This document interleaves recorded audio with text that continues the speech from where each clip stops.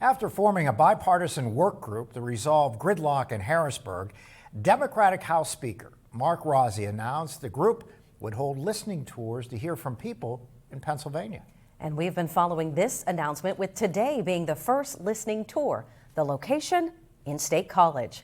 Tonight, our Erie News Now State Capitol correspondent Brendan Scanlon is joining us live to break down, Brendan, the goals of this group and if really any progress has been made. What did you find out, Brendan?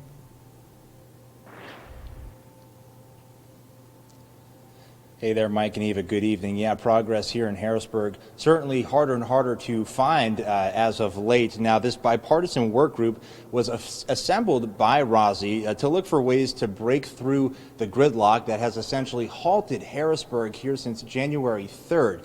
Now, today's meeting in State College was the work group's third as they listened to the concerns and recommendations of many Pennsylvanians.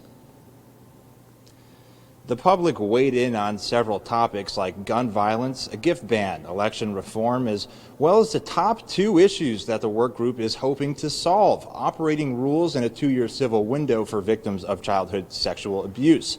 Constituent frustration was a theme during much of the testimony this afternoon, specifically when talking about operating rules that determine how Harrisburg really functions. Many said that the rules should create an easier path for bipartisan legislation to become law and make it harder for good bills to die in committee, or harder for amendments to be added on that render an otherwise good bill ineffective, which are also known as a poison pill or wrecking amendment. Some say that's the case with this 2-year civil window for victims of childhood sexual abuse. Rozzi said he hopes to take the input from the hearings and turn it into some tangible progress here in Harrisburg. We are looking forward to getting back to Harrisburg, but we are doing it, and I think in a way that hasn't been done before, and that is actually hearing from the people of this Commonwealth, which are so important, and the voters, and we're going to continue to do that.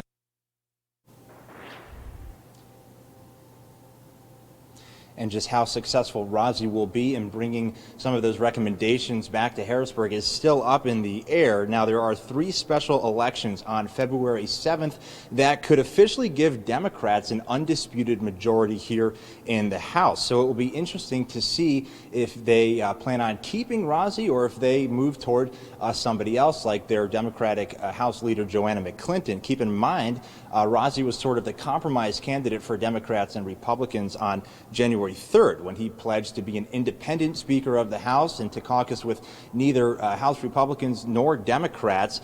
Republicans who nominated Rozzi said that changing his party affiliation from Democrat to independent was key for their support. Yesterday evening, Rozzi saying that he has plans to retain his job and does not plan on stepping down from Speaker anytime soon. Reporting live at the State Capitol for Erie News Now, I'm Brendan Scanlon. Mike and Eva, back to you.